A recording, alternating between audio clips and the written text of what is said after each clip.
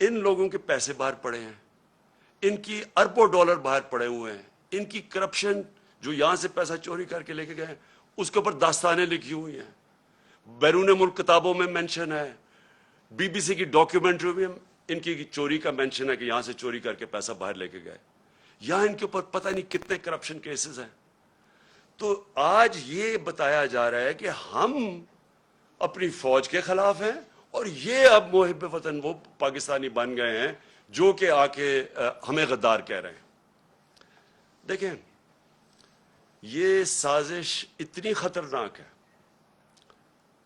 کہ اگر ایک ملک کی سب سے بڑی جماعت کو اگر آپ اس کی فوج کے سامنے کھڑا کر دیں اور ان کے اندر اختلافات پیدا کر دیں، اس سے زیادہ ملک کو نقصان کوئی چیز نہیں پہنچا سکتی۔ میں 18 سال کا بھی نہیں تھا جب میں ایسٹ پاکستان میچ کھیلنے گیا، مجھے یاد ہے 1970 مارچ میں، اور میں میرا فرسٹ کزن تھے بریگیڈیئر شفیق، ان کے ساتھ ٹھہرا ہوا تھا۔ تب مجھے پتا چلا کہ وہ کتنی نفرت اپنی فوج کے اندر اور وہ بنگلہ دیش کی جو سب سے بڑی جماعت ہے اس کے اندر پھیل چکی تھی، اور اس کے بعد ہم سب جانتے ہیں کہ ہمارا ملک ٹوٹا۔ ہمیں پتہ ہے کہ ہمارا ملک جب آپ ایک سب سے بڑی جماعت اور فوج کے بیچ میں جو ہوا، یہ پاکستان کی تاریخ کا سب سے افسوسناک واقعہ کہ ہمارا ملک ٹوٹ گیا۔ آج وہی کوشش کی جا رہی ہے۔ ایک پارٹی ہے پاکستان کے اندر جو پوری فیڈرل لیول کے اوپر پارٹی ہے، سارے صوبوں کے اندر پارٹی ہے، سب سے بڑا ووٹ بینک اس پارٹی کا ہے۔ وہ پارٹی اوپر سے لے کے گلگت سے لے کے قبائلی علاقے سے لے کے کوئٹہ سے لے کے کراچی، سندھ، پنجاب، سارے ملک میں آج وہ سب سے بڑی پاکستان کی پارٹی ہے، اور یہ سازش کی جا رہی ہے، اور سازش وہ لوگ کر رہے ہیں جو اس بیرونی سازش کا حصہ ہیں، کولیبریٹرز ہیں اور وہ سازش کیوں کر رہے ہیں؟ اب میں بتاؤں ہوا کیا۔ پہلے ہماری گورنمنٹ گرائی گئی، انہوں نے سمجھا کہ ختم ہو جائے گا، یہاں جب گورنمنٹ جاتی ہے لوگ مٹھائیاں بانٹتے ہیں، وہ پبلک سڑکوں کے اوپر آ گئی۔ پھر ہم نے ایک پرامن احتجاج کرنا تھا 25 مئی کو، انہوں نے وہ یعنی عوام کے خلاف جو ظلم کیا ہے، یعنی کبھی اس ملک کی تاریخ میں ایسی حرکتیں نہیں ہوئی۔ 2-2 3 بجے لوگوں کے گھروں میں جا کے وہاں عورتوں نہ چادر نہ چار دیواری کی فکر، وہاں انہوں نے دہشت پھیلائی۔ کبھی ایسی دہشت نہیں پاکستان میں پھیلائی گئی جس طرح کی شیلنگ کی فیملیز پہ، لوگوں پہ، یعنی جو انہوں نے کر سکتے تھے وہ ظلم کیا، اور اس کے پیچھے ایک ہی سوچ تھی کہ اس کو کرش کر دو پارٹی کو۔ ان کے ممی ڈیڈی ٹائپ لوگ ہیں، یہ جب ہم پورا زور لگائیں گے، ان کو ڈرائیں گے، یہ سارے گھروں میں بیٹھ جائیں گے۔ اس کے بعد آ گیا بائی الیکشن کمیشن پوری طرح ان کے ساتھ ملی ہوئی، اس نے ہر حربہ استعمال کیا ان کو جتانے کے لیے نون لیگ کو، ایڈمنسٹریشن ساری ان کے ساتھ ملی ہوئی، پوری انہوں نے کوشش کی وہ الیکشن، اور ان کو پورا اعتماد تھا کہ وہ الیکشن جیت جائیں گے۔ اس طرح کی پبلک نکلی کہ پاکستان کی تاریخ میں کبھی بائی الیکشن کیا، جنرل الیکشن میں اس طرح پبلک نہیں نکلی، اور سارے جو منصوبے تھے ان کے فیل ہو گئے، اور یہ ساری جماعتوں نے مل کے الیکشن لڑا اور وائپ آؤٹ ہو گئی پنجاب سے۔ اس کے بعد اور خوف مزید آ گیا ان کو، اور اب یہ جو مرحلہ جس میں ہم اب آ رہے ہیں، یہ اب وہ مرحلہ ہے۔ اب یہ کیا کوشش کر رہے ہیں؟ پہلے تو یہ جو سارا پوری کیمپین کی ہوئی ہے کہ کسی طرح ہماری اور فوج کے بیچ میں ہماری لڑائی شروع ہو جائے۔ دوسری چیز کہ انہوں نے اب پورا پلان بنایا ہوا ہے کہ ہمیں پارٹی کو توڑنے کا پلان کا سب سے پہلی چیز آپ کے سامنے آ گیا الیکشن کمیشن نے، جو یہ فورن فنڈنگ کیس ہے۔ اب فورن فنڈنگ کیس کے اندر کچھ بھی نہیں ہے، یہ صرف یہ کہنے کی کوشش کر رہے ہیں کہ بیرون ملک پاکستانی جب وہ پیسہ بھیجتے ہیں تو وہ فورن فنڈنگ ہے۔ وہ پارٹی جس کی پاکستان کی تاریخ میں پہلی دفعہ جس نے ایک باقاعدہ پولیٹیکل فنڈ ریزنگ کی ہے، جس کا کوئی اس ملک کے اندر کوئی نہ کبھی کسی نے پہلے کی اور نہ یہ وہ پارٹیز جن کے سربراہوں کو لوگ کرپٹ سمجھتے ہیں وہ کبھی فنڈ ریزنگ نہیں کر سکتی. تو وہ پارٹی جس نے پولیٹیکل فنڈ ریزنگ کی، جس پارٹی نے باقاعدہ 40,000 ڈونرز کے نام دیے ہوئے 2012 میں، 40,000 لوگ، وہ لوگ خود کال کر کے کہتے ہیں کہ ہاں ہم ڈونر ہیں. ان میں سے کئی لوگوں کو انہوں نے بتا دیا کہ جی کوئی فورن نیشنل وغیرہ، جو ان کو کئی پاکستانیوں کو بنا دیا کہ جی یہ تو غیر ملکی ہیں. وہ پارٹی جس نے فنڈ ریزنگ کی، جس کی ساری آڈٹ رپورٹس ہیں، جس کی ایک ایک چیز ہمارے سامنے ہم نے ان کو الیکشن کمیشن کو دی ہے، اس پارٹی کے اوپر سارا نزلہ گر رہا ہے. اور میں بار بار کہتا جا رہا ہوں کہ ہم 4-5 سال سے کہہ رہے ہیں، بلکہ عدالت بھی کہے ان کو بیٹھی ہے کہ ان پارٹیز کی اکٹھی، اگر آپ نے آڈٹ کرنا ہے فنڈ ریزنگ تو اکٹھی کریں. میں صرف اس لیے کہہ رہا تھا، میں کیوں چاہتا ہوں کہ اکٹھی ہو، کیونکہ مجھے پتا ہے ہم نے کیسا پیسہ اکٹھا کیا ہے. مجھے پتا ہے کہ ہم نے کیونکہ لوگوں نے ہمیں پیسے دیے ہوئے تھے، ہم نے اپنی ساری آڈٹ رپورٹس، پوری ہماری بکس تیار ہے. مجھے اتنا بھی پتا ہے کہ ان دو پارٹیز کے پاس کچھ بھی نہیں ہے، نہ ان کے پاس کسی نے ان کو پیسے دیے آج تک، نہ کوئی پیسے دے گا ان کو، نہ ان کے پاس کوئی آڈٹ رپورٹس ہے، نہ ان کے پاس کوئی بکس ہیں، نہ ان کے پاس کوئی ڈونر بیس ہے. یعنی کدھر سے پیسہ آیا ان کے پاس؟ یہی الیکشن کمیشن عدالت کے آرڈر کے باوجود انہوں نے صرف تحریک انصاف کو کٹہرے میں کھڑا کیا ہوا، اور اتنی جھوٹی رپورٹ بنائی ہے، ایسی ایسی چیزیں اس رپورٹ میں لکھی ہیں جو جس دن میں چیلنج کرتا ہوں، جس دن اس کے اوپر صحیح معنی میں عدالت کے اندر یہ تفتیش ہوگی، میں یہ چیلنج کرتا ہوں کہ پاکستان میں یہ ثابت ہوگا کہ ایک پارٹی نے اس ملک کے اندر صحیح معنی میں پیسے اکٹھے کیے ہیں جو پولیٹیکل فنڈ ریزنگ ہوتی ہے. اور الیکشن کمیشن ان کے ساتھ مل کے کیا کوشش کر رہی ہے، وہ اس پارٹی کو جس نے سارے ایک ریکارڈز کر کے اور ساری پولیٹیکل فنڈ ریزنگ جو ہوتی ہے ساری دنیا میں وہ کی ہے، اس کو کوشش کر رہے ہیں بین کرنے کی. اس سازش کا حصہ، یہ وہی سازش کا حصہ ہے کہ کسی طرح، کیونکہ اب ان کو یہ آپ ہرا نہیں سکتے، الیکشن آئیں گے تو یہ جیت جائے گی، تو اس کو آپ ٹیکنیکلی ناک آؤٹ کرو. تو ایک وہ انہوں نے عارف نقوی کا نام لے لیا. 2012 میں صرف اپنی قوم کو بتانا چاہتا ہوں کہ پاکستان کا جو رائزنگ سٹار تھا، جو اس ملک میں سب سے تیزی سے انٹرنیشنل سین کے اوپر، جو فائنانس کے تیزی سے اوپر جا رہا تھا، اس کا نام عارف نقوی تھا. اس نے کراچی الیکٹرک، ہم نے نہیں اس کو کراچی الیکٹرک کی پرائیویٹائزیشن کی، وہ ان دو پارٹیز کے دور میں وہ اس کو کراچی الیکٹرک کی اس کو دی گئی تھی پرائیویٹائزیشن میں. اور اس کی بل گیٹس اس کو پیسے، اس کو انویسٹ کر رہا ہے اس کے فنڈ کے اندر، وہ پرنس چارلز کی چیریٹی کو پیسے دے رہے ہیں. اور یہ الیکشن کمیشن کہہ رہی ہے ہم 2012 کی بات کر، کہتی تھی 2018 میں وہ فراڈ اس کے اوپر چارجز لگے. یعنی اس لیول پہ انہوں نے جا کے کوشش کی ہے کہ کسی طرح ہمیں ڈسکریڈٹ کرے، اور میرا نام لے دیا کہ جی اس نے سرٹیفکیٹ دیا ہوا ہے اور اس نے کنسیل کیا اکاؤنٹس. میں آج آپ کو پھر سے کہہ دوں کہ سرٹیفکیٹ دینا ہمیشہ، جب آپ سرٹیفائی کرتے ہیں، وہ ایک پروسیس سے آپ کے پاس پہنچتی ہے. میں بکس نہیں پڑھ کے سرٹیفائی کرتا، وہ پہلے شروع ہوتا ہے نیچے سے، ہماری فائنانس ڈپارٹمنٹ کرتی ہے، وہ پھر بیٹھتی ہے آڈیٹرز کے ساتھ، ان کے ساتھ کتابیں ریکنسائل کرتی ہے، وہ پھر جاتی ہے پارٹی کی مینجمنٹ کمیٹی میں، وہ مینجمنٹ کمیٹی جب کلیئر کرتی ہے تو وہ میرے پاس آتی ہے، تو میں دستخط ان کے کہنے پہ کہتا ہوں to the best of my ability. میں سرٹیفائی، میں نے وہ کتابیں نہیں دیکھی ہوتی، جبکہ میں اپنے جو اثاثے ڈکلیئر کرتا ہوں تو وہ میں ایفیڈیوٹ دیتا ہوں، کیونکہ میں دیکھ کے کرتا ہوں. تو اس کے اوپر یہ کوشش کر رہے ہیں ڈسکوالیفائی کرنے کی. ایک یہ ان کا طریقہ ہے. دوسرا یہ توشہ خانہ کیس ہے.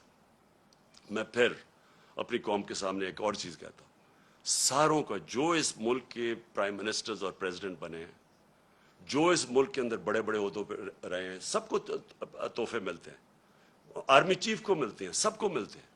ساروں کو انویسٹیگیٹ کریں کہ کیا لیگلی جو بھی انہوں نے کام کیا ہے قانون کے دائرے میں کیا ہے یا کوئی چیز غیر قانونی کی ہے. میں آج پھر آپ کو کہتا ہوں، جس دن یہ ہوگا، ساری چیزیں میں نے قانون کے بیچ میں کی ہیں، اور مجھے پتا ہے کہ کن کو انہوں نے قانون کے دائرے میں نہیں رہ کے کی. آصف زرداری نے 3 گاڑیاں لی ہیں وہاں سے توشہ خانہ سے، جو کہ آپ نہیں لے سکتے. مجھے بھی ایک گاڑی ملی تھی. آپ گاڑی توشہ خانہ سے نہیں نکال سکتے. آصف زرداری نے 3 مہنگی گاڑیاں اور نواز شریف نے 1 لی ہے، اور یہ بالکل غیر قانونی ہے. تو میں یہ چاہتا ہوں کہ اس کے اوپر بھی آئے. یہ 2 چیزیں کوشش کر رہے ہیں مجھے ڈسکوالیفائی کرنے کی، اور ایک تیسری بھی چیز کر رہے ہیں، اور جس کی اب آپ کے سامنے یہ آنے والا ہے. اب یہ فیز آنے والا ہے. اب ان کی کوشش یہ ہے کہ کسی طرح عمران خان کی کردار کشی کی جائے، کیونکہ ایک طریقہ پارٹی کو ختم کرنے کا یا پارٹی کو ڈسکوالیفائی کرو وہ مشکل ہے. دوسرا ہے کہ عمران خان کے اوپر کردار کشی کرو اور کسی نہ کسی طرح پھنساؤ کسی کیس میں. اور کردار کشی کے لیے ان کو پتہ ہے کہ کون سے میڈیا ہاؤسز ان کے ساتھ پوری طرح تعاون کریں گے. اور جن کو شک تھا، یہ جو ARY کے اوپر انہوں نے ایکشن لیا ہے، مجھے یہ اسی پلان کا حصہ ہے کہ کوئی چینل جو میرا موقف رکھے گی اس کو بند کر دو، یوٹیوبر جو میرا موقف رکھیں گے ان کے منہ بند کر دو، خوف اتنا پھیلا دو کہ کوئی میرا موقف ہی نہ رکھے.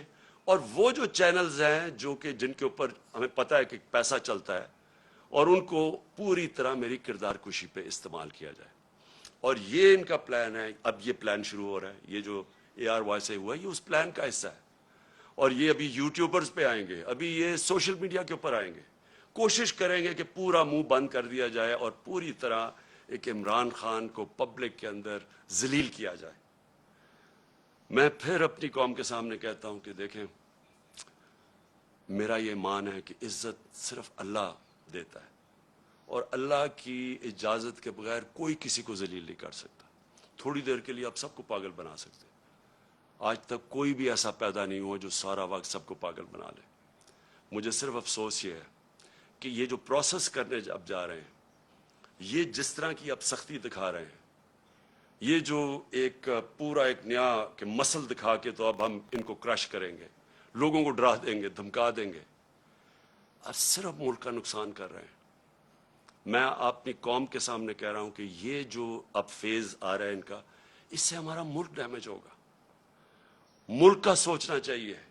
یہ صرف ذاتی مفادات کے اوپر اور بیرونی جو چاہتے ہیں، جو وہ چاہتے ہیں کیا بیرونی کیا جنہوں نے ہماری گورنمنٹ کرائی، کیا وہ چاہتے ہیں مضبوط پاکستان؟ کیا وہ چاہتے ہیں کہ پاکستان ایک ملک بنے جو اپنے پیر پہ کھڑا ہو جائے؟ کیا وہ نہیں چاہتے کہ پاکستان لائف سپورٹ مشین پہ رہے، تھوڑے تھوڑے پیسے دیتے رہو ان کی؟ اور یہ مجھے نہیں پتا کہ پاکستان کی ایئر سپیس استعمال ہوئی ہے یا نہیں، لیکن بیرونی اخبار، ویسٹرن اخبار آپ پڑھیں تو وہ سارے کہہ رہے ہیں کہ کوئی ڈیل ہوئی ہے پاکستان کے اوپر سے، وہ ڈرون جا کے اس نے افغانستان میں یہ ڈرون اٹیک کیا ہے. اگر ہم یہ کر رہے ہیں کہ جی تھوڑے سے پیسے مل جائیں گے اسے، میں پھر اپنی قوم کو کہنا چاہتا ہوں، دیکھیں ہم نے 80 کی دہائی میں پوری مدد کی، ٹھیک ہے اس وقت مجاہد تھے ہم، ہمارے ہمسائے ملک پہ کسی کا دوسرے ملک کا قبضہ تھا، لیکن ہم استعمال ہوئے. جیسے ہی وہ وہاں سے قبضہ ہٹا تو ہمارے اوپر سینکشنز لگ گئی تھیں. یہاں 50 لاکھ ریفیوجیز تھے پاکستان میں، یہاں کلیشنکوف اور ڈرگز آ گئی تھیں، یہاں سیکٹیرین گروپس، ملیٹنٹ گروپس آپس میں لڑنا شروع ہو گئے تھے. اس سے پہلے اور پاکستان تھا، افغان جہاد کے بعد پاکستان بدل چکا تھا. پھر ہم نے ان کی مدد کی، اور سب کو پتا ہے کہ جب وار آن ٹیرر میں دھمکی ملی اور ہم نے ان کی مدد کی، کیا ملا پاکستان کو؟ اس سے $20 ارب ملا. تو جو نقصان پاکستان کا ہوا، جو 80,000 لوگ ہمارے قربان کیے گئے، جو ہمارے فوجیوں نے شہادتیں دی، تو کس لیے ہم نے کیا؟ ہمیں تب بھی یہی استعمال کیا گیا، دھمکی ملی، ہمارے گھٹنے گوڈوں میں جان ہی نہیں تھی کہ کھڑے ہو کے ہم ایک خوددار قوم کی طرح ان کا فیس کرتے. ہم پھر جھک گئے اور بڑی بھاری قیمت قوم نے ادا کی اس کی. چھوٹی سے ایلیٹ ہے جن کو وہ جو پیسہ آتا ہے وہ باہر بھجوا دیتے تھے، ان کے بینک اکاؤنٹس بڑھتے رہے، لیکن قوم کو تو نقصان ہوا. ابھی بھی مجھے خطرہ ہے کہ اگر ہم یہ تھوڑے سے ڈالرز کے لیے اس ایجنڈے کا حصہ بھی بن جائے اور وہ اس ایجنڈے سے ہم پھر کسی کانفلکٹ میں پھنس جائیں، کسی قسم کے انتشار میں پھنس جائے ہمارا ملک، تو آخر میں ہمیں ماضی سے پتہ ہے کہ فائدہ تھوڑا ہوتا ہے، نقصان بہت زیادہ ہوتا ہے. اور ابھی بھی میں یہ آج ضرور کہنا چاہتا ہوں کہ یہ جو ہم دیکھ رہے ہیں TTP کی ایکٹیویٹیز پختونخوا میں، اور ہم دیکھ رہے ہیں انہوں نے ٹارگٹ کر رہے ہیں میرے کئی تحریک انصاف کے وزیر اور میرے ایم پیز مجھے بتا رہے ہیں کہ ان کو دھمکیاں آ رہی ہیں اب ٹی ٹی پی کی طرف سے. میں اس کے اوپر بھی مجھے حیرت ہے کہ ان دنوں میں تو جب ٹی ٹی پی ایکٹیو تھی تو وہ تو یہ کہتی تھی کہ جو امریکہ کے کولیبریٹرز ہیں ہم ان کے خلاف ہیں اس لیے ہم اٹیک کر رہے ہیں. تو یہاں تو وہ گورنمنٹ ہے جو ایک آزاد پاکستان چاہتی ہے, تو اس کو کیوں ٹارگٹ کیا جا رہا ہے؟ مجھے اس میں بھی ایک سازش نظر آ رہی ہے.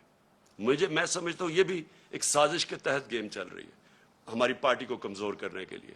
اور وہ جو ایک بیرونی سازش وہ چاہتے ہیں کہ کمزور ہماری پارٹی جتنی کمزور ہو اس کے بعد ان کے لیے آسان ہوگا ملک کو کنٹرول کرنا. تو میں اور پھر آتا ہوں شہباز گل کے اوپر. دیکھیں شہباز گل نے جو کہا اور اگر وہ قانون کے خلاف تھا تو بڑا آسان ہے. اس کا ہمارا آئین ملک کا ہمارا قانون ایک پروسیجر بتاتا ہے کہ اس کے اوپر چارج لگائیں, اس کو موقع ملے عدالت میں جا کے اپنی صفائی پیش کرنے کا. اور کیا اس نے کس کانٹیکس میں کہا, کیا کہا, اس ہر انسان کو ہر دنیا کی قانون کا نظام اس کو موقع دیتا ہے اپنی صفائی پیش کرنے. لیکن جو یہ ہوا اس کی گاڑی کو شیشے توڑ دیے, اس کو جس طرح اٹھایا, اس کے ڈرائیور کو مارا گیا, پتہ ہی نہیں کدھر غائب ہو گیا وہ, ہم ڈھونڈتے پھر رہے ہیں, پتہ چلوا رہے ہیں کہ جی وہ کدھر جی گیا. یہ کون سے قانون اور آئین کے مطابق ہوا؟ اور میں اپنی پارٹی کی طرف سے واضح کر دوں, ہمارا کیونکہ پھر سے جینا مرنا اس ملک میں ہے. میرے کوئی بیرونی ملک کے ساتھ سے نہیں پڑے کہ میں جب مشکل پڑے تو باہر بھاگ جاؤں.